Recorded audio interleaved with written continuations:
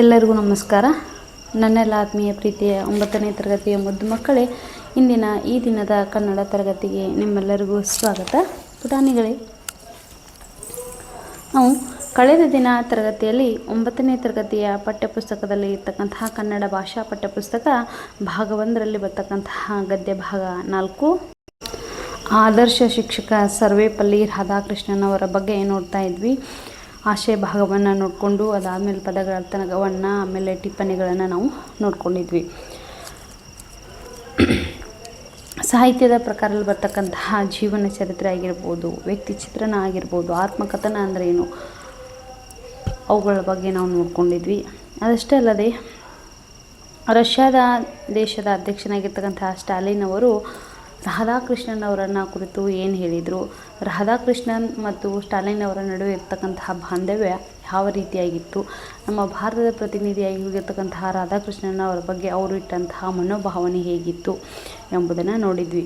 ಅದಷ್ಟೇ ಅಲ್ಲದೆ ಕೂಡ ನಾವು ರಾಧಾಕೃಷ್ಣನ್ ಅವರು ಜನಿಸಿದಂತಹ ಊರು, ತಂದೆ ತಾಯಿ, ಅವರ ತಂದೆಗೆ ಯಾವ ರೀತಿಯಾಗಿ ತಮ್ಮ ಮಗನನ್ನು ಬೆಳೆಸಬೇಕೆಂಬುದರ ಬಗ್ಗೆ ಹೀಗೆ, ಆಮೇಲೆ ಅದಷ್ಟೇ ಅಲ್ಲದೆ ಕೂಡ ನಾವು ಅವರ ಶಿಕ್ಷಣ ಅಂದರೆ ಎಜುಕೇಷನ್, ಅವರು ಏನನ್ನು ಯಾವ ಊರಿನಲ್ಲಿ ಕಲಿತರು, ಅವರು ಬಡತನದಲ್ಲಿದ್ದರೂ ಕೂಡ ಅವರ ಬಡತನ ಶಿಕ್ಷಣಕ್ಕೆ ಯಾವುದೇ ರೀತಿಯಾಗಿ ಅಡ್ಡಿ ಆಗಲಿಲ್ಲ ಅನ್ನುವಂಥದ್ದು, ಯಾವುದೇ ಕಾರಣಕ್ಕೂ ಅಡ್ಡಿ ಆಗಲಿಲ್ಲ ಎಂಬುದರ ಬಗ್ಗೆ ನಾವು ಇಲ್ಲಿಯವರೆಗೆ ಕುರಿತು ನೋಡಿದ್ವಿ. ಅವರಿಗೆ ತತ್ವಶಾಸ್ತ್ರ ವಿಷಯ ಅಂದರೆ ಎಷ್ಟೊಂದು ಇಷ್ಟ ಇತ್ತು, ಅದರಲ್ಲಿ ಯಾವ ರೀತಿಯ ಆಸಕ್ತಿಯನ್ನು ಹೊಂದಿದ್ರು, ತತ್ವಶಾಸ್ತ್ರ ವಿಷಯದಲ್ಲಿ ಅವರು MA ಪದವಿಯನ್ನು ಪಡೆದುಕೊಂಡಿದ್ರು ಎಂಬುದರ ಬಗ್ಗೆ ನಾವು ಸಂಪೂರ್ಣವಾದಂತಹ ಮಾಹಿತಿಯನ್ನು ನಿನ್ನೆ ದಿನ ತರಗತಿಯಲ್ಲಿ ನೋಡಿದ್ವಿ.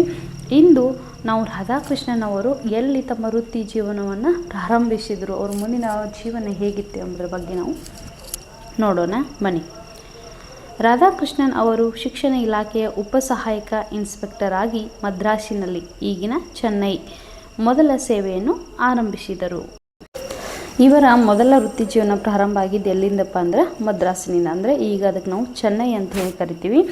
ರಾಧಾಕೃಷ್ಣನ್ ಅವರು ಶಿಕ್ಷಣ ಇಲಾಖೆ ಉಪಸಹಾಯಕ ಇನ್ಸ್ಪೆಕ್ಟರ್ ಆಗಿ ಮದ್ರಾಸಿನಲ್ಲಿ ಏನು ಮಾಡ್ತಾರೆ, ತಮ್ಮ ವೃತ್ತಿ ಜೀವನವನ್ನು ಅಂದರೆ ಮೊದಲ ಸೇವೆಯನ್ನು, ಮೊದಲ ತಮ್ಮ ಕಾರ್ಯವನ್ನು ಇವರು ಅಲ್ಲಿಂದಲೇ ಆರಂಭಿಸ್ತಾರೆ.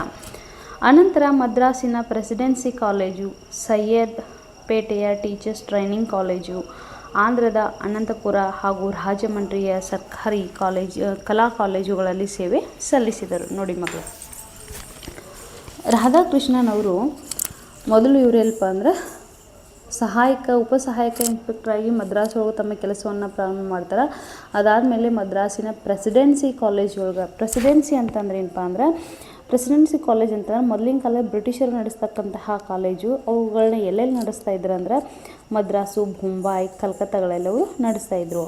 ಮದ್ರಾಸಕ್ಕೆ ನಾವು ಈಗ ಚೆನ್ನೈ ಅಂತ ಕರಿತೀವಿ, ಬೊಂಬಾಯಿಗೆ ಈಗ ನಾವು ಮುಂಬೈ ಅಂತ ಕರಿತೀವಿ, ಕೋಲ್ಕತ್ತಾಗ ಈಗ ನಾವು ಕಲ್ಕತ್ತಾ ಅಂತೇಳಿ ಕರಿತೀವಿ.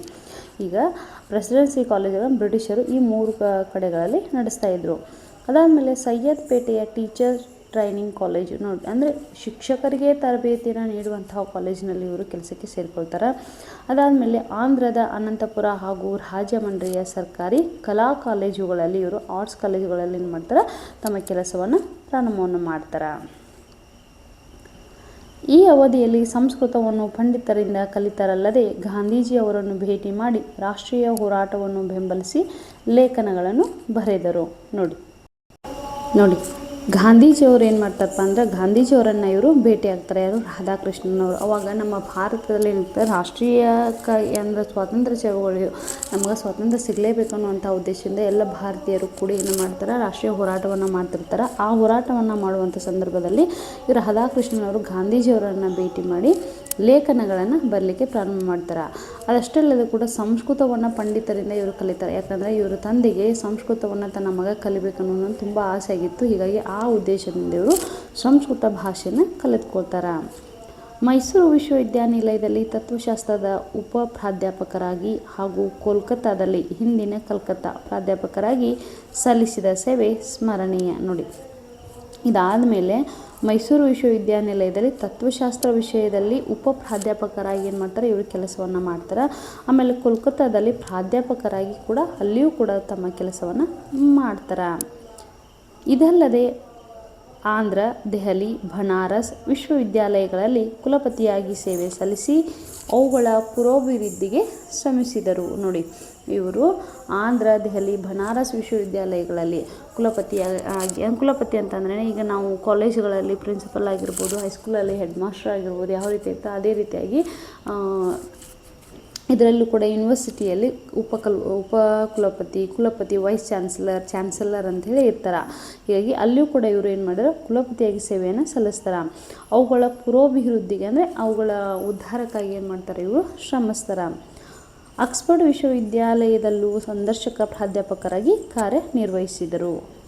ಆಕ್ಸ್ಫರ್ಡ್ ವಿಶ್ವವಿದ್ಯಾಲಯ ಅಂತಂದರೆ ಇದು ಇಂಗ್ಲೆಂಡ್ನಲ್ಲಿರ್ತಕ್ಕಂಥ ಒಂದು ಹಳೆಯ ವಿಶ್ವವಿದ್ಯಾಲಯ. ಈ ವಿಶ್ವವಿದ್ಯಾಲಯದಲ್ಲೂ ಕೂಡ ರಾಧಾಕೃಷ್ಣನ್ ಅವರು ಸಂದರ್ಶಕ ಪ್ರಾಧ್ಯಾಪಕರಾಗಿ ಅಂದರೆ ಅವಾಗವಾಗ ಹೋಗಿ ಸಂದರ್ಶನವನ್ನು ಕೊಡ್ತಿರುವಂತಹ ಒಂದು ಪ್ರಾಧ್ಯಾಪಕರಾಗಿ ತಮ್ಮ ಕಾರ್ಯವನ್ನು ನಿರ್ವಹಿಸ್ತಾರೆ. ರಾಧಾಕೃಷ್ಣನ್ ಅವರ ಬೋಧನಾ ಶೈಲಿ, ನಿರರ್ಗಳತೆ, ವಿಷಯದ ಮೇಲಿನ ಪ್ರಭುತ್ವ ವಿದ್ಯಾರ್ಥಿಗಳನ್ನು ಬಹುಬೇಗ ಆಕರ್ಷಿಸಿತು. ನೋಡಿ, ಯಾವ ವ್ಯಕ್ತಿಗೆ ಅಥವಾ ಯಾವ ಟೀಚರ್ ಅಂದರೆ ಶಿಕ್ಷಕ ಅಥವಾ ಶಿಕ್ಷಕರಿಗೆ ಯಾವ ವಿಷಯದ ಮೇಲೆ ಹಿಡಿತ ಅಥವಾ ಪ್ರಭುತ್ವ ಇರ್ತದಲ್ಲ, ಅವರು ಒಳ್ಳೆಯ ರೀತಿಯಾಗಿ ಪಾಠವನ್ನು ಬೋಧನೆಯನ್ನು ಮಾಡ್ಬೋದು. ಅವರ ಬೋಧನಾ ಶೈಲಿ ಇನ್ನೂ ಅತ್ಯುತ್ತಮವಾಗಿರುತ್ತೆ. ಅವ್ರಿಗೇನು ಕಂಟೆಂಟ್ ಮೇಲೆ ಏನಾಗಿರಬೇಕು, ಅವ್ರು ಮಾಡ್ತಕ್ಕಂತಹ ವಿಷಯದ ಮೇಲೆ ಅವರಿಗೆ ಪ್ರಭುತ್ವ ಇರಬೇಕು. ಒಂದು ವೇಳೆ ಪ್ರಭುತ್ವ ಇರದೇ ಇದ್ದರೆ ಮಕ್ಕಳಿಗೆ ಮಾಡ್ತಿರುವಂತಹ ಪಾಠದ ಬಗ್ಗೆ ಯಾವ ಪರಿಕಲ್ಪನೆಯೂ ಕೂಡ ಬರುವುದಿಲ್ಲ ಮತ್ತು ಅದನ್ನು ತಿಳಿಸಲಿಕ್ಕೆ ಅಥವಾ ತಿಳಿದುಕೊಳ್ಳಲಿಕ್ಕೂ ಆಗುವುದಿಲ್ಲ. ಹೀಗಾಗಿ ಇವರು ರಾಧಾಕೃಷ್ಣನವರ ಬೋಧನಾ ಶೈಲಿ, ನಿರರ್ಗಳತೆ ಮತ್ತು ಅವರು ಬೋಧಿಸ್ತಕ್ಕಂತಹ ವಿಷಯದ ಮೇಲೆ ಸಾಕಷ್ಟು ಪ್ರಭುತ್ವವನ್ನು ಹೊಂದಿದ್ದರಿಂದ ಅಂದಿನ ಕಾಲ ವಿದ್ಯಾರ್ಥಿಗಳು ಇವರ ಪಾಠ ಬೋಧನೆಗೆ, ಇವರ ಬೋಧನಾ ಶೈಲಿಗೆ ಆಗಿದ್ದರು. ತಮ್ಮ ಪ್ರಾಧ್ಯಾಪಕತ್ವವನ್ನು ಯಾವಾಗಲೆಂದರೆ ಆವಾಗ ಕಳಿಸಿ ಏರು ಜೌವನದ ಯುವಕರಂತೆ ಹಾಸ್ಯ ವಿನೋದಗಳಲ್ಲಿ ತೊಡಗುತ್ತಿದ್ದರು. ನೋಡಿ, ತಮ್ಮ ಪಾಠ ಮಾಡ್ತಾ ಇವರೇನು ಮಾಡ್ತಾಯಿದ್ರು, ಕಾಮಿಡಿಯನ್ನು ಹೇಳುವುದಾಗುವುದು, ನಗೆ ಚಿಟ್ಟಾಕಿ ಹೇಳುವುದನ್ನಾಗ್ಬೋದು ಅಥವಾ ಹಾಸ್ಯ ವಿನೋದಗಳಲ್ಲಿ ಯಾವಾಗಲೂ ಇವರೇನು ಮಾಡ್ತಾಯಿದ್ರು, ಯೌವನದ ಯುವಕರಂತೆ, ತರುಣರು ಅಂತ ಕರಿತೀವಲ್ಲ ಆ ರೀತಿ ಇವರು ತೊಡಗ್ತಾಯಿದ್ರು ವಿದ್ಯಾರ್ಥಿಗಳ ಜೊತೆಗೂಡಿ. ಶಿಕ್ಷಕನೊಬ್ಬನ ಗೌರವವು ಬೋಧನೆಯಿಂದಲೇ ವೃದ್ಧಿಸುತ್ತದೆ. ನೋಡಿ, ಶಿಕ್ಷಕನೊಬ್ಬನ ಗೌರವ ಎಷ್ಟು ಚೆನ್ನಾದಂತಹ ಮಾತನ್ನು ಹೇಳ್ತಾರಪ್ಪ ಅಂತಂದ್ರೆ, ಒಬ್ಬ ಶಿಕ್ಷಕ, ನಾನು ಮೊದಲೇ ಹೇಳಿದಾಗೆ ಮಕ್ಕಳೇ, ಯಾವ ಶಿಕ್ಷಕರಿಗೆ ಅಥವಾ ಶಿಕ್ಷಕಿಯರಿಗೆ ಯಾವ ವಿಷಯದ ಮೇಲೆ ಪ್ರಭುತ್ವ ಇರುತ್ತಲ್ಲ, ಹೀಗಾಗಿ ಅವರ ಬೋಧನೆಯಿಂದಲೇ ಏನಾಗುತ್ತೆ, ಅವರ ಅಭಿವೃದ್ಧಿ ಉನ್ನತ ಮಟ್ಟಕ್ಕೆ ಹೋಗ್ತದೆ ಅಂತಲೇ ಹೇಳ್ಬೋದು. ಹೀಗಾಗಿ ಶಿಕ್ಷಕನೊಬ್ಬನ ಗೌರವ ಹೇಗಿರ್ತದಪ್ಪ ಅಂದ್ರೆ ಆತನ ಬೋಧನೆಯಿಂದಲೇ ಆತನ ವ್ಯಕ್ತಿತ್ವ ಅದರಲ್ಲಿ ನಿಂತಿರುತ್ತೆ. ಜೊತೆಗೆ ವ್ಯಕ್ತಿತ್ವದ ಸೌಜನ್ಯ, ಸ್ನೇಹಶೀಲತೆ ಎಲ್ಲರ ಗಮನವನ್ನು ಸೆಳೆಯುತ್ತದೆ. ನೋಡಿ, ಅದರ ಜೊತೆಗೆ ಏನಾಗತ್ತೆ, ಅವರ ವ್ಯಕ್ತಿತ್ವದಲ್ಲಿರ್ತಕ್ಕಂತಹ ಸೌಜನ್ಯತೆ ಆಗಿರ್ಬೋದು, ಸ್ನೇಹಶೀಲತೆ ಎಲ್ಲರ ಗಮನವನ್ನು ಸೆಳೆಯಲಿಕ್ಕೆ ಇಷ್ಟವಾಗುತ್ತೆ. ಹೀಗಾಗಿ ರಾಧಾಕೃಷ್ಣನ್ ಅವರಲ್ಲಿರ್ತಕ್ಕಂತಹ ಬೋಧನಾ ಶೈಲಿ ಆಗಿರ್ಬೋದು, ಅವರ ವಿಷಯದ ಮೇಲೆ ಹೊಂದಿರತಕ್ಕಂತಹ ಪ್ರಭುತ್ವ ಆಗಿರ್ಬೋದು, ಆಮೇಲೆ ಅವರು ಯಾವಾಗಲೂ ಹಾಸ್ಯ ವಿನೋದಗಳಲ್ಲಿ ತೊಡಗಿಕೊಳ್ಳುವಂತಹ ಒಂದು ಮನೋಭಾವ ಉಳ್ಳವರಾಗಿರ್ಬೋದು, ಆಮೇಲೆ ವಿಷಯದಲ್ಲಿರ್ತಕ್ಕಂಥ ಅವರಿಗೆ ನಿರರ್ಗಳತೆ ಆಗಿರ್ಬೋದು. ಹೀಗಾಗಿ ಅವರು ಎಲ್ಲರ ಗಮನವನ್ನು ಅವರ ಬೋಧನಾ ಶೈಲಿ ಸೆಳೀತಾ ಇತ್ತು ಅಂತ ಹೇಳ್ತಿದ್ದಾನೆ. ಅವರು ಕೋಲ್ಕತ್ತಾ ವಿಶ್ವವಿದ್ಯಾಲಯದ ತತ್ವಶಾಸ್ತ್ರ ಪ್ರಾಧ್ಯಾಪಕರಾಗಿ ನೇಮಕಗೊಂಡಾಗ ಮೈಸೂರಿನಿಂದ ಹೊರಟ ದಿನ ಅವರಿಗೆ ಕೊಟ್ಟಂತಹ ವೈಭವದ ಬೀಳ್ಕೊಡುಗೆ ಯಾವ ಚಕ್ರವರ್ತಿಗೂ ದೊರೆತಿರಲಾರದು. ಮೊದಲು ಅವರು ರಾಧಾಕೃಷ್ಣನ್ ಅವರು ಎಲ್ಲಿ ವರ್ಕ್ ಮಾಡ್ತಾಯಿದ್ರು, ಮೈಸೂರು ವಿಶ್ವವಿದ್ಯಾಲಯದಲ್ಲಿ ಅವ್ರು ಏನು ಮಾಡ್ತಾಯಿದ್ರು, ಮೈಸೂರು ಕಾಲೇಜಿನಲ್ಲಿ ಕೆಲಸವನ್ನು ಮಾಡ್ತಾಯಿದ್ರು. ಮೈಸೂರು ಕಾಲೇಜಿನಲ್ಲಿ ಕೆಲಸವನ್ನು ಮಾಡ್ತಿರುವಂಥ ಸಂದರ್ಭದಲ್ಲಿ ಅವರಿಗೆ ಕೋಲ್ಕತ್ತಾ ವಿಶ್ವವಿದ್ಯಾಲಯಕ್ಕೆ ಏನಾಯಿತು, ತತ್ವಶಾಸ್ತ್ರ ಪ್ರಾಧ್ಯಾಪಕರಾಗಿ ನೇಮಕ ಆಗುವಂಥ ಒಂದು ಸಂದರ್ಭ ಸಿಕ್ತು. ಆ ಸಂದರ್ಭದಲ್ಲಿ ಅವ್ರು ಏನು ಮಾಡಿದ್ರು, ಮೈಸೂರು ವಿಶ್ವವಿದ್ಯಾಲಯನ ಬಿಟ್ಟು ಹೋಗುವಂಥ ಒಂದು ಸನ್ನಿವೇಶ. ಆಗ ಎಂತಹ ಅವ್ರಿಗೆ ಬೀಳ್ಕೊಡುಗೆ ಸಮಾರಂಭ ಇತ್ತಪ್ಪ ಅಂದರೆ, ಸೆಂಡಪ್ ಇತ್ತಂತಂದ್ರೆ ಯಾವ ಚಕ್ರವರ್ತಿಗೂ ದೊರೆತಿರಲಾರದು ಅಂತ ಹೇಳ್ತಿದ್ದಾರೆ. ನೋಡಿ, ಅಂತಹ ಅತ್ಯುತ್ತಮವಾಗಿರ್ತಕ್ಕಂಥ ಸೆಂಡಪ್ ಇತ್ತಂತೆ. ಅವರು ಕೋಲ್ಕತ್ತಾ ವಿಶ್ವವಿದ್ಯಾಲಯಕ್ಕೆ ತತ್ವಶಾಸ್ತ್ರ ಪ್ರಾಧ್ಯಾಪಕರಾಗಿ ನೇಮಕಗೊಂಡಾಗ ಮೈಸೂರಿನಿಂದ ಹೋಗ್ತಿರುವಂತಹ ಸಂದರ್ಭದಲ್ಲಿ, ಮೈಸೂರು ಮಹಾರಾಜ ಕಾಲೇಜಿನಿಂದ ಹೋಗ್ತಿರುವಂಥ ಸಂದರ್ಭದಲ್ಲಿ ಅವರಿಗೆ ಎಂತಹ ವೈಭವದ ಬೀಳ್ಕೊಡುಗೆ ಅಂದರೆ ಯಾವ ಚಕ್ರವರ್ತಿಗೂ ದೊರೆತಿರಲಾರದು ಅಂತ ಹೇಳ್ತಾರೆ. ಅಂದಿನ ವಾತಾವರಣದಲ್ಲಿದ್ದುದು ವೈಭವಕ್ಕಿಂತ ಹೆಚ್ಚಾಗಿ ಹೃದಯದಿಂದ ನೇರವಾಗಿ ಹೊರಹೊಮ್ಮಿದ ಗುರುಪ್ರೇಮ. ಮಕ್ಕಳಲ್ಲಿ ಅಂದಿನ ವಾತಾವರಣದಲ್ಲಿ ವೈಭವಕ್ಕಿಂತ ಅಂದರೆ ಸೆಂಡಪ್ ಪಾರ್ಟಿ ಎಷ್ಟು ಚೆನ್ನಾಗಿತ್ತು, ತುಂಬ ವೈಭವದಿಂದ ತುಂಬ ಗ್ರ್ಯಾಂಡ್ ಆಗಿತ್ತು ಅನ್ನೋದಕ್ಕಿಂತ ಹೃದಯದಿಂದ ನೇರವಾಗಿ ಹೊರಹೊಮ್ಮಿದಂತಹ ಗುರುಪ್ರೇಮ ಇತ್ತಂತೆ. ನೋಡಿ, ಅಷ್ಟೊಂದು ಅದ್ಭುತವಾದಂತಹ ನಿರರ್ಗಳತೆಯನ್ನು ಹೊಂದಿರತಕ್ಕಂತಹ ಬೋಧನಾ ಶೈಲಿ ಯಾರದ್ದು, ರಾಧಾಕೃಷ್ಣನ್ ಅವ್ರದ್ದು. ಹೀಗಾಗಿ ಅಂದಿನ ವಿದ್ಯಾರ್ಥಿಗಳು ಅವ್ರು ಬಿಟ್ಟು ಹೋಗುತ್ತಾ ಇದ್ದಾರಂತನ್ನುವಂತಹ ಒಂದು ವಿಷಯವನ್ನು ಕೇಳಿ ಅವ್ರ ಗುರುಪ್ರೇಮ ಯಾವ ರೀತಿ ಹೊರಹೊಮ್ಮಿತು, ಹೃದಯದಿಂದ ಉಕ್ಕಿ ಬಂತು ಅಂತ ಹೇಳ್ತಿದ್ದಾರೆ. ಎಲ್ಲರಲ್ಲೂ ಭಕ್ತಿ ಪ್ರೇಮದ ಚಿಲುಮೆ ಉಕ್ಕಿ ಬಂತು. ನೋಡಿ, ನಾವು ಸಾಮಾನ್ಯವಾಗಿ ದೇವರಲ್ಲಿ ನಾವು ಭಕ್ತಿಯನ್ನು ಇಡ್ತೀವಿ. ಎಲ್ಲ ವಿದ್ಯಾರ್ಥಿಗಳು ಒಬ್ಬ ಗುರುವಿನಲ್ಲಿ ಭಕ್ತಿಯನ್ನು ತೋರಿಸ್ತಾ ಇದ್ದಾರಪ್ಪ ಅಂತಂದ್ರೆ ಅವರ ಬೋಧನಾ ಶೈಲಿ ಯಾವ ಮಟ್ಟಿಗೆ ಇರಬೇಕು, ಹೌದಲ್ವಾ ಮಕ್ಕಳೇ? ಅಷ್ಟೊಂದು ಅದ್ಭುತವಾದಂಥ ಒಬ್ಬರು ಟೀಚರ್ ಅಂತಲೇ ಹೇಳ್ಬೋದು. ರಾಧಾಕೃಷ್ಣನ್ ಅವರನ್ನು ಮಹಾರಾಜ ಕಾಲೇಜಿನಿಂದ ರೈಲು ನಿಲ್ದಾಣಕ್ಕೆ ಕರೆದೊಯ್ಯುವಾಗ ಸಾರೋಟಿಗೆ ಕುದುರೆಯನ್ನು ಕಟ್ಟಲಿಲ್ಲ, ಸ್ವತಃ ವಿದ್ಯಾರ್ಥಿಗಳೇ ಎಳೆದೊಯ್ದರು. ನೋಡಿ, ಮಹಾರಾಜ ಕಾಲೇಜಿನಿಂದ ಇವರು ಕೋಲ್ಕತ್ತಾ ಕಾಲೇಜಿಗೆ ಟ್ರಾನ್ಸ್ಫರ್ ಆಗಿ ಅಂದರೆ ವರ್ಗಾವಣೆಯಾಗಿ ಹೋಗ್ತಿರುವಂತಹ ಸಂದರ್ಭದಲ್ಲಿ ಆವಾಗ ರೈಲು ನಿಲ್ದಾಣಕ್ಕೆ ಇವರನ್ನು ಬಿಡಬೇಕಾಗಿತ್ತು. ಆ ರೈಲು ನಿಲ್ದಾಣಕ್ಕೆ ಕರೆದುಕೊಂಡು ಹೋಗಲಿಕ್ಕೆ ಒಂದು ಸಾರೋಟಿಗೆ ವ್ಯವಸ್ಥೆಯನ್ನು ಮಾಡಿದರು. ಸಾರೋಟು ಅಂದರೆ ಕುದುರೆ ಗಾಡಿ. ಆಗ ಅದಲ್ಲಿ ಕುದುರೆ ಗಾಡಿಯನ್ನು ಏನು ಸಾರೋಟಿನ ಮನಿತಲ್ಲ ಅದಕ್ಕೆ ಕುದುರೆಯನ್ನು ಕಟ್ಟಲಿಲ್ಲಂತೆ ವಿದ್ಯಾರ್ಥಿಗಳು. ಅಷ್ಟೊಂದು ಅವರಲ್ಲಿ ಆತ್ಮೀಯತೆ. ನಾವು ಕೊನೆಗೆ ಟೀಚರ್ ನಮ್ಮ ಇಲ್ಲಿಂದ ಹೋಗ್ತಾ ಇದ್ದಾರೆ, ನಾವು ಇಷ್ಟಾದರೂ ಮಾಡಿ ಅವ್ರಿಗೆ ಏನು ಮಾಡೋಣ, ಸಂತೃಪ್ತಿಯನ್ನು ಮಾಡಿಸೋಣ, ಅವರಿಗೆ ಸಂತೋಷವನ್ನು ಉಣಬಡಿಸೋಣ ಅನ್ನುವಂತಹ ಒಂದು ಭಾವನೆಯಿಂದ ಅಲ್ಲಿ ಎಲ್ಲ ವಿದ್ಯಾರ್ಥಿಗಳು ರೈಲ್ವೆ ನಿಲ್ದಾಣ ಮಹಾರಾಜ ಕಾಲೇಜಿನಿಂದ ಹಿಡಿದುಕೊಂಡು ರೈಲ್ವೆ ನಿಲ್ದಾಣದವರೆಗೂ ಏನು ಮಾಡಿದ್ರಂತೆ, ಆ ಸಾರೋಟಿಗೆ ಕುದುರೆಯನ್ನು ಕಟ್ಟದೆ ತಾವೇ ಎಳೆದುಕೊಂಡು ಹೋಗಿದ್ರಂತೆ. ರಾಧಾಕೃಷ್ಣನ್ ಅವರಿಗಾಗಿ ಕಾದಿರಿಸಿದ ಕಂಪಾರ್ಟ್ಮೆಂಟನ್ನು ಹೊರಗುದಿಂಬು ಹಾಗೂ ರತ್ನಗಂಬಳಿಯನ್ನು ಹಾಸಿ ಮಲಗುವ ಸೀಟನ್ನು ನೆಲವನ್ನು ಹೂವಿನಿಂದ ಸುಪ್ಪತ್ತಿಗೆಯಂತೆ ಮಾಡಿ ದೈವ ಮಂದಿರವನ್ನು ಭಕ್ತರು ಅಲಂಕರಿಸುವಂತೆ ಅಲಂಕರಿಸಲಾಗಿತ್ತು. ನೋಡಿ, ಎಷ್ಟೊಂದು ಅದ್ಭುತವಾದಂತಹ ಮಾತನ್ನು ಹೇಳ್ತಾ ಇದ್ದಾರೆ. ನಾವು ದೇವಸ್ಥಾನಗಳನ್ನು ಅಥವಾ ದೇವಾಲಯಗಳನ್ನು ಎಷ್ಟೊಂದು ಗ್ರ್ಯಾಂಡಾಗಿ ರೆಡಿ ಮಾಡ್ತೀವಿ, ಹೌದಾ? ಹೂವಿನಿಂದ ಸಂಪೂರ್ಣವಾಗಿ ಹೂವಿನಿಂದ ತುಂಬ ಚೆನ್ನಾಗಿ ಕಾಣಬೇಕು, ನಮ್ಮಲ್ಲಿ ಭಕ್ತಿ ಹೆಚ್ಚಾದಂತೆ ನಾವೇನು ಮಾಡ್ತೀವಿ, ಸುಂದರವಾದಂತಹ ನಾವು ಏನು ಕಾರ್ಯಕುಶಲತೆಗಳನ್ನೆಲ್ಲ ಮಾಡ್ತೀವಲ್ವ, ಅದೇ ರೀತಿಯಾಗಿ ಇಲ್ಲಿ ರಾಧಾಕೃಷ್ಣನ್ ಅವ್ರಿಗೆ ಏನು ರೈಲಿನಲ್ಲಿ ಬುಕ್ ಮಾಡಿದ್ರಲ್ಲ, ಹೀಗಾಗಿ ರಾಧಾಕೃಷ್ಣನ್ ಅವ್ರು ಮಲಗ್ತಿರ್ತಕ್ಕಂತಹ ಕಂಪಾರ್ಟ್ಮೆಂಟನ್ನು, ಹೊರಗು ದಿಂಬನ್ನು, ರತ್ನಗಂಬಳಿಯನ್ನು ಅವರು ಹಾಸಿ ಮಲಗುವ ಸೀಟನ್ನು ಏನು ಮಾಡಿದ್ರಂತೆ, ಹೂವಿನಿಂದ ಸಂಪೂರ್ಣವಾಗಿ ಅಲಂಕಾರವನ್ನು ಮಾಡಿದ್ರಂತೆ ಅವರು ವಿದ್ಯಾರ್ಥಿಗಳು. ರಾಧಾಕೃಷ್ಣನ್ ಅವರಿಗೆ ಜಯವಾಗಲಿ ಎಂಬ ಕೂಗು ರೈಲ್ವೆ ಸ್ಟೇಷನಿನ ಆವರಣದಲ್ಲೆಲ್ಲ ಮೊಳಗುತ್ತಿತ್ತು. ಅಲ್ಲಿನ ವಿದ್ಯಾರ್ಥಿಗಳು ರಾಧಾಕೃಷ್ಣನ್ ಅವರನ್ನು ಸಾರೋಟ್ನಲ್ಲಿ ಕರೆದುಕೊಂಡ್ರು, ಸ್ವತಃ ತಾವೇ ಎಳೆದುಕೊಂಡು ಬಂದರು. ಹೀಗಾಗಿ ಅದಷ್ಟಲ್ಲದೆ ಅವರು ಹೋಗ್ತಿರುವಂತಹ ರೈಲಿನಲ್ಲಿ ಅವರಿಗೆ ಮಲಗುವಂತಹ ದಿಂಬಿನಿಂದ ಹಿಡಿದು ಅವರ ಕಂಪಾರ್ಟ್ಮೆಂಟನ್ನು ಸಂಪೂರ್ಣವಾಗಿ ಹೂವಿನಿಂದ ಅಲಂಕಾರವನ್ನು ಮಾಡಿದರು. ಕೊನೆಗೆ ರೈಲ್ವೆ ಸ್ಟೇಷನ್ ಬಂದ ತಕ್ಷಣ ಅವರು ರಾಧಾಕೃಷ್ಣನ್ ಅವರಿಗೆ ಜಯವಾಗಲಿ ಅಂತ ಕೂಗು ಘೋಷಣೆಗಳನ್ನು ವಿದ್ಯಾರ್ಥಿಗಳು ಹಾಕ್ತಾಯಿದ್ರಂತೆ. ಸಾಮಾನ್ಯವಾಗಿ ಘೋಷಣೆಗಳನ್ನ ಯಾರಿಗೆ ಹಾಕ್ತೀವಿ ಹೇಳಿ? ಯಾವುದಾದ್ರೂ ರಾಜಕೀಯ ಪಕ್ಷದ ನಾಯಕರಿಗೆ ಹಾಕ್ತಾರೆ. ಹಿಂದಿನ ಕಾಲದಲ್ಲಿ ರಾಜ ಮಹಾರಾಜರಿಗೆ ಘೋಷಣೆಗಳನ್ನು ಹಾಕ್ತಾಯಿದ್ರು. ಹೀಗಾಗಿ ರಾಧಾಕೃಷ್ಣನ್ ಅವರಿಗೆ ಜಯವಾಗಲಿ ಅಂತ ವಿದ್ಯಾರ್ಥಿಗಳು ರೈಲ್ವೆ ಸ್ಟೇಷನ್ ಆವರಣದಲ್ಲೆಲ್ಲ ಕೂಗ್ತಾ ಇದ್ರಂತೆ. ಆ ದಿನ ಭಾವೋದ್ರೇಕದಿಂದ ಅದೆಷ್ಟು ಜನ ಹತ್ತರು ನೋಡಿ. ಆ ದಿನ ಎಷ್ಟೊಂದು ವಿದ್ಯಾರ್ಥಿಗಳು ಬಂದಿದ್ರಲ್ವ, ಅವರೆಲ್ಲರೂ ಮೈಸೂರು ಮಹಾರಾಜ ಕಾಲೇಜಿನಿಂದ ಎಲ್ಲಿಂದ ಬಿಟ್ಟು ಹೋಗ್ತಾ ಇದ್ದಾರೆ ಅಂತ ಅನ್ನುವಂತಹ ಒಂದು ಸಂದರ್ಭದಲ್ಲಿ ಅವ್ರು ಏನು ಮಾಡಿದ್ರಂತೆ, ಅವರು ಅಲ್ಲಿ ವಿದ್ಯಾರ್ಥಿಗಳು ಬಿಟ್ಟು ಹೋಗ್ತಾ ಇದ್ದಾರೆ ಅಂತ ಭಾವನೆ ಒಳಗಾಗಿ ಅವರು ಸಾಕಷ್ಟು ಆಳ್ತಾ ಇದ್ರಂತೆ.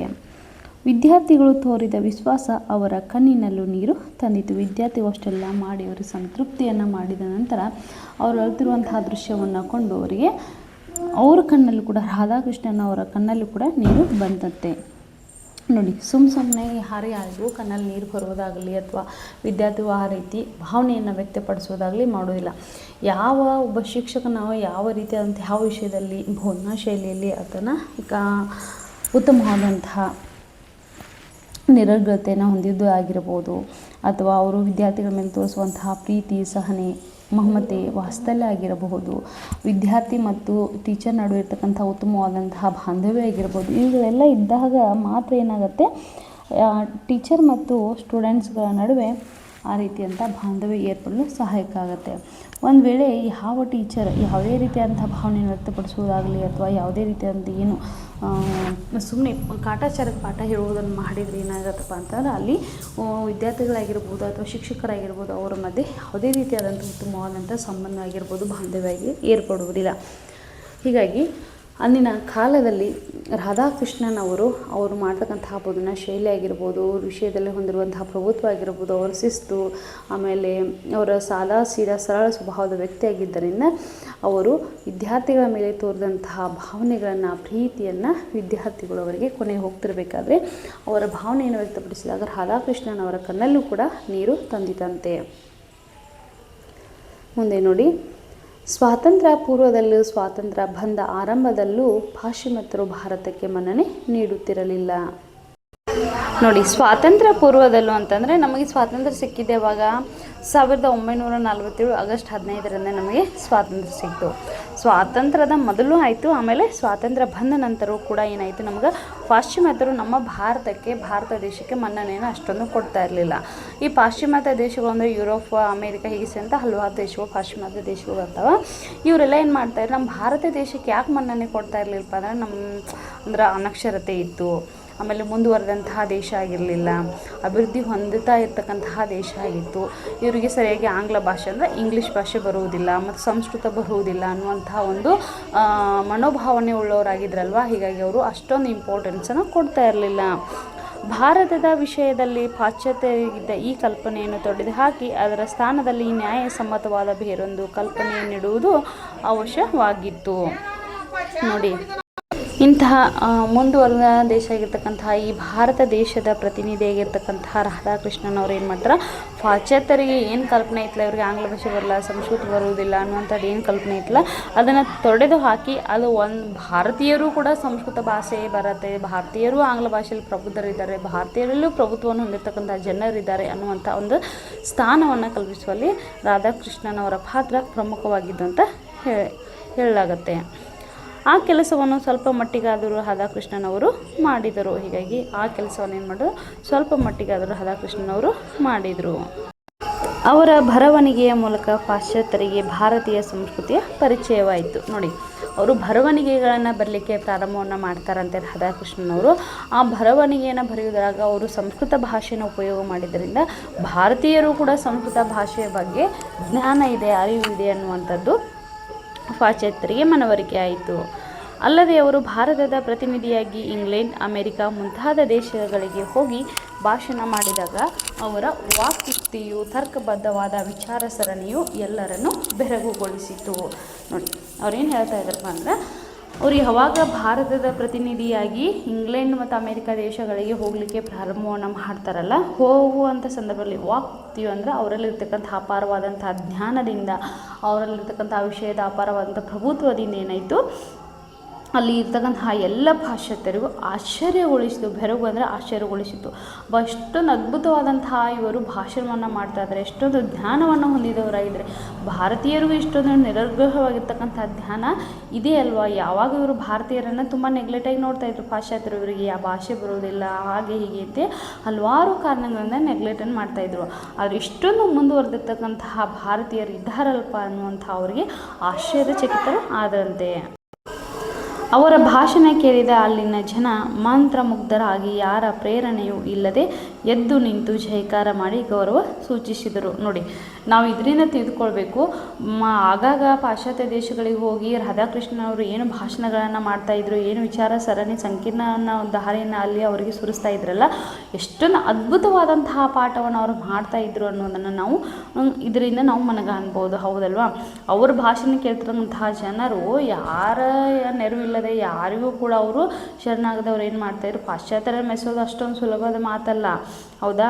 ಅವ್ರಿಗೆ ಯಾರ ಪ್ರೇರಣೆಯೂ ಇಲ್ಲದೆ ಕೂಡ ಅವ್ರೇನು ತಮ್ಮಷ್ಟಾಗಿ ತಾವೇ ಎದ್ದು ನಿಂತು ಜೈಕಾರವನ್ನು ಹಾಕುವುದು, ಆಮೇಲೆ ಅವರ ಗೌರವವನ್ನು ಸೂಚಿಸುವುದು, ಚಪ್ಪಾಳೆಯನ್ನು ಹೊಡೆಯುವುದು ಮಾಡ್ತಾಯಿದ್ರಂತೆ. ನೋಡಿ, ಎಷ್ಟೊಂದು ಅದ್ಭುತವಾದಂತಹ ಅವರ ಭಾಷಣ ಶೈಲಿ ಇತ್ತು, ಅವರ ಬೋಧನಾ ಶೈಲಿ ಇತ್ತು, ಅವ್ರ ವಿಷಯದಲ್ಲಿರ್ತಕ್ಕಂತಹ ಪ್ರಭುತ್ವತೆ, ಅವರಲ್ಲಿರ್ತಕ್ಕಂತಹ ಜ್ಞಾನ ಆಗಿರ್ಬೋದು, ಪಾಂಡಿತ್ಯ ಆಗಿರ್ಬೋದು.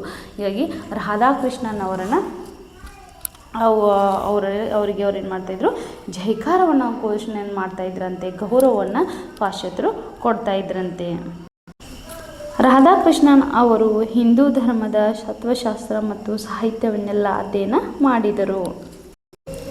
ರಾಧಾಕೃಷ್ಣನ್ ಅವರು ಹಿಂದೂ ಧರ್ಮದ ತತ್ವಶಾಸ್ತ್ರ ಮತ್ತು ಸಾಹಿತ್ಯವನ್ನೆಲ್ಲ ಏನು ಮಾಡಿದ್ರು, ಅಪಾರವಾದಂತಹ ಅಧ್ಯಯನವನ್ನು ಮಾಡಿದ್ರಂತೆ.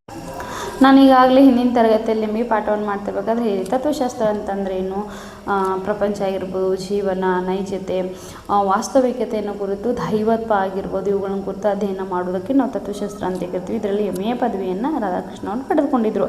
ಹೀಗಾಗಿ ಅವರು ಹಿಂದೂ ಧರ್ಮದ ತತ್ವಶಾಸ್ತ್ರವನ್ನು ಕುರಿತು ಮತ್ತು ಸಾಹಿತ್ಯವನ್ನೆಲ್ಲ ಕುರಿತು ಅವ್ರು ಏನು ಮಾಡಿದ್ರು, ಅಧ್ಯಯನವನ್ನು ಮಾಡಿದ್ರಂತೆ. ಯುರೋಪಿಯನ್ ತತ್ವಶಾಸ್ತ್ರ ಮತ್ತು ಸಾಹಿತ್ಯದ ಅಭಿವ್ಯಕ್ತ ವಿಚಾರಗಳಿಂದ ಅವರ ವಿಶ್ವದೃಷ್ಟಿ ಮತ್ತು ತಾತ್ವಿಕ ದೃಷ್ಟಿಕೋನ ಪ್ರಭಾವಿತವಾಯಿತು. ನೋಡಿ, ಹಿಂದೂ ಧರ್ಮದ ತತ್ವಶಾಸ್ತ್ರವನ್ನು ಅಷ್ಟೇ ಅಧ್ಯಯನವನ್ನು ಮಾಡಿದಷ್ಟೇ ಅಲ್ಲದೆ ಯುರೋಪಿಯನ್ ತತ್ವಶಾಸ್ತ್ರವನ್ನು ಕುರಿತು ಅಭ್ಯಾಸವನ್ನು ಮಾಡಿದಂತೆ ಮತ್ತು ಅಲ್ಲಿರ್ತಕ್ಕಂತಹ ಸಾಹಿತ್ಯದ ಅಭಿವ್ಯಕ್ತ ವಿಚಾರಗಳನ್ನು ಧಾರೆಗಳಿಂದ ಇವರು ಏನು ಮಾಡಿದರು, ವಿಶ್ವ ದೃಷ್ಟಿಕೋನವನ್ನು ಬೆಳೆಸ್ಕೊಂಡ್ರು ಮತ್ತು ತಾತ್ವಿಕ ದೃಷ್ಟಿಕೋನವನ್ನು ಕೂಡ ಇವರು ಬೆಳೆಸ್ಕೊಂಡ್ರು. ಸ್ವಾಮಿ ವಿವೇಕಾನಂದರ ವಿಚಾರಧಾರೆ ಅವರ ಮನವನ್ನು ಆಕರ್ಷಣೆ ಮಾಡಿದಂತೆ. ಸ್ವಾಮಿ ವಿವೇಕಾನಂದರು ಹೇಳ್ತಕ್ಕಂತಹ ಏಳಿ ಎದ್ದೇರಿ ಗುರಿ ಮುಟ್ಟುವ ತನಕ ನಿಲ್ಲದಿರಿ, ಹೀಗೆ ಅವ್ರು ಹೇಳ್ತಕ್ಕಂತಹ ಹಲವಾರು ವಿಚಾರಧಾರೆಗಳು ಅವರ ಮನಸ್ಸನ್ನು ಆಕರ್ಷಣೆಯನ್ನು ಮಾಡಿದಂತೆ. ಅವರು ಹಿಂದೂ ಧರ್ಮವು ಒಂದು ವೈಚಾರಿಕ ಜೀವನ ಮಾರ್ಗವೆಂದು, ನೈತಿಕ ಗುಣಾತ್ಮಕ ವಿಷಯಗಳಿಂದ ಕೂಡಿದ್ದು, ಮಾನವನ ಆಂತರಿಕ ಜೀವನದ ಬಗ್ಗೆ ಪ್ರಾಮುಖ್ಯತೆ ಉಳ್ಳದ್ದಾಗಿದೆ. ನೋಡಿ, ಅವರ ಪ್ರಕಾರ ಹಿಂದೂ ಧರ್ಮದ ಪವಿತ್ರ ಗ್ರಂಥಗಳಾಗಲಿ ಅಥವಾ ಯಾವುದಾದರೂ ಹಿಂದೂ ಧರ್ಮವಾಗಲಿ ಅದು ಒಂದು ವೈಚಾರಿಕ ನೆಲೆಗಟ್ಟಿನ ಮೇಲೆ ಅದು ನಿರ್ಮಾಣವಾಗಿದೆ. ನೈತಿಕ ಗುಣಾತ್ಮಕ ವಿಷಯಗಳಿಂದ ಅದು ಕೂಡಿದ್ದಾಗಿದೆ. ಮಾನವನ ಆಂತರಿಕ ಜೀವನದ ಬಗ್ಗೆ ಅದು ತುಂಬ ಇಂಪಾರ್ಟೆನ್ಸನ್ನು ಕೊಡುತ್ತೆ, ಅಂದರೆ ಪ್ರಾಮುಖ್ಯತೆಯನ್ನು ಕೊಡುತ್ತೆ, ಅಷ್ಟೊಂದು ಮಹತ್ವದುಳ್ಳದ್ದಾಗಿದೆ ಅಂತ ರಾಧಾಕೃಷ್ಣನವರು ಹೇಳ್ತಾರೆ. ಹಿಂದೂ ಧರ್ಮವಾಗಲಿ ವೇದಾಂತವಾಗಲಿ ಅಸತ್ಯವನ್ನು ಹೇಳುವುದಿಲ್ಲ. ನೋಡಿ, ಯಾವುದೇ ಧರ್ಮ ಗ್ರಂಥಗಳು ಯಾವುದೇ ಕಾರಣಕ್ಕೂ ಅಸತ್ಯವನ್ನು ಹೇಳುವುದಿಲ್ಲ. ಅವು ಆಯಾ ನೆಲೆಗಟ್ಟಿನ ಮೇಲೆ ವೈಚಾರಿಕ ಜೀವನ ಮಾರ್ಗವು ನೈತಿಕ ಗುಣಾತ್ಮಕ ವಿಷಯಗಳಿಂದ ಕೂಡಿದಾಗಿವೆ. ಅವು ಯಾವುದೇ ಕಾರಣಕ್ಕೂ ಸುಳ್ಳನ್ನು ಹೇಳುವುದಿಲ್ಲ, ಸತ್ಯವನ್ನೇ ಹೇಳ್ತಕ್ಕಂತಹದ ವೇದಾಂತ ಆಗಿರ್ಬೋದು ಹಿಂದೂ ಧರ್ಮವಾಗಿದೆ ಅಂತೇಳಿ ಹೇಳ್ತಾರೆ. ಭಾರತೀಯ ಚಿಂತನೆಗಳು ಯಾವುದೋ ವಿಚಿತ್ರ ಮತ್ತು ನಿಗೂಢ ಪರಿಕಲ್ಪನೆಗಳಾಗಿಲ್ಲ. ಜೀವನದ ನಾಡಿ ಮಿಡಿತಗಳನ್ನು, ಸೂಕ್ಷ್ಮ ಮನಸ್ಸಿನ ಚಿಂತನೆಗಳನ್ನು ತಿಳಿಯಪಡಿಸಬಹುದಾಗಿದೆ ಎಂದು ಸರಳವಾಗಿ ಹೇಳಿದರು. ಭಾರತೀಯ ಚಿಂತನೆಗಳೇನದಾವಲ್ಲ, ಹಲವಾರು ವ್ಯಕ್ತಿಗಳು ಹಲವಾರು ಚಿಂತನೆಗಳನ್ನ ಅಭಿವ್ಯಕ್ತವನ್ನು ಪಡಿಸ್ತಾರೆ. ಅವ್ರು ಹೇಳ್ತಕ್ಕಂತಹ ಚಿಂತನೆಗಳು ಅವು ಯಾವ ಅಂತಂದರೆ ಯಾವುದೇ ನಿಗೂಢ ಅಥವಾ ಪರಿಕಲ್ಪನೆ, ವಿಚಿತ್ರವಾಗಿರ್ತಕ್ಕಂತಹ ಪರಿಕಲ್ಪನೆ ಆಗಿಲ್ಲ. ಅವೆಲ್ಲವೂ ಸತ್ಯವನ್ನು ಹೇಳುವಂಥವುಗಳಾಗಿವೆ ಅಂತೇಳಿ ಹೇಳಿದ್ದಾರೆ. ಜೀವನದ ನಾಡಿ ಮಿಡಿತಗಳನ್ನು, ಸೂಕ್ಷ್ಮ ಮನಸ್ಸಿನ ಚಿಂತನೆಗಳನ್ನು ತಿಳಿಯಪಡಿಸಬಹುದಾಗಿದೆ ಎಂದು ಸರಳವಾಗಿ ಹೇಳಿದರು. ಯಾವುದಾದ್ರೂ ನಮ್ಮ ಜೀವನದಲ್ಲಿರ್ತಕ್ಕಂತಹ ನಿಯಮಗಳಾಗಿರ್ಬೋದು ಅಥವಾ ಅವು ಪರಿಕಲ್ಪನೆಗಳಾಗಿರ್ಬೋದು ಅಥವಾ ಆಚರಣೆಗಳಾಗಿರ್ಬೋದು, ಅವೆಲ್ಲವೂ ಕೂಡ ಮನುಷ್ಯನ ನಾಡಿ ಮಿಡಿತಗಳನ್ನ, ಸೂಕ್ಷ್ಮ ಮನಸ್ಸಿನ ಚಿಂತನೆಗಳನ್ನು ಒಳಗೊಂಡೇ ಅವೇನಾಗಿದ್ದಾವೆ, ಸಿದ್ಧವಾದಂಥವುಗಳಾಗಿವೆ.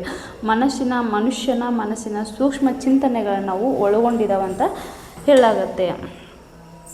ಶಿಕ್ಷಣದ ಮಹತ್ವವನ್ನು ಮನಗಂಡ ಇವರು, ಶಿಕ್ಷಣವು ಜೀವನದ ಅವಿಭಾಜ್ಯ ಅಂಗ, ಅದು ಮಾನವನನ್ನು ಪರಿಪೂರ್ಣತೆ ಮತ್ತು ಸುಸಂಸ್ಕೃತಿಯತ್ತ ಒಯ್ಯುವ ಸಾಧನ ಮಾರ್ಗ ಎಂದಿದ್ದಾರೆ. ಶಿಕ್ಷಣದ ಕುರಿತಾಗಿ ರಾಧಾಕೃಷ್ಣನವರು ಏನು ಹೇಳ್ತಾ ಇದ್ದಪ್ಪ ಅಂದರೆ, ಶಿಕ್ಷಣದ ಮಹತ್ವವನ್ನು ಮನಗಂಡಂತಹ ರಾಧಾಕೃಷ್ಣನವರು ಶಿಕ್ಷಣವನ್ನು ಕುರಿತು, ಶಿಕ್ಷಣವು ಜೀವನದ ಅವಿಭಾಜ್ಯ ಅಂಗ ಅಂತ ಹೇಳ್ತಾರೆ. ಒಬ್ಬ ಮನುಷ್ಯನನ್ನು, ಒಬ್ಬ ವ್ಯಕ್ತಿಯನ್ನು ಅಥವಾ ಒಬ್ಬ ಮಾನವನನ್ನು ಪರಿಪೂರ್ಣತೆಯನ್ನಾಗಿ ಮಾಡುವುದೇ ಶಿಕ್ಷಣ. ಯಾವ ವ್ಯಕ್ತಿಗಳಿಗೆ ಶಿಕ್ಷಣ ಇರುವುದಿಲ್ಲವೋ, ಆತ ಅನಕ್ಷರಸ್ಥನಾಗಿರ್ತಾನೋ ಆತ ಪರಿಪೂರ್ಣತೆಯನ್ನು ಹೊಂದಲಾರ. ಹೀಗಾಗಿ ಆತನಲ್ಲಿ ಪರಿಪೂರ್ಣತೆ ಬರಬೇಕಂದ್ರೆ ನಾವು ಏನು ಮಾಡಬೇಕು, ಅಕ್ಷರಸ್ಥನಾಗಬೇಕು, ಆತ ಶಿಕ್ಷಣವನ್ನು ಕಲಿಬೇಕು. ಅದಷ್ಟೇ ಅಲ್ಲದೆ ಕೂಡ ಶಿಕ್ಷಣ ಕಲಿತರೆ ಅದು ಒಂದು ಒಳ್ಳೆಯ ಸಂಸ್ಕೃತಿಯನ್ನು ಅದು ಆತನಿಗೆ ಪರಿಚಯವನ್ನು ಮಾಡಿಕೊಡ್ತತಿ. ಸಂಸ್ಕೃತಿಯತ್ತ ಕರೆದುಕೊಂಡು ಹೋಗುವಂತಹ ಒಂದು ಸಾಧನ ಮಾರ್ಗ ಅಂತ ರಾಧಾಕೃಷ್ಣನವರು ಹೇಳ್ತಾರೆ. ಕೆನಡಾ ದೇಶದ ರೇಡಿಯೋ ಪ್ರಸಾರ ಭಾಷಣದಲ್ಲಿ ಮಾನವತೆಯೇ ವಿಶ್ವ ಅನುಸರಿಸಬೇಕಾದ ಮಾರ್ಗ ಎಂದು ತಮ್ಮ ನಿಲುವನ್ನು ಅಭಿವ್ಯಕ್ತಿಸಿದರು.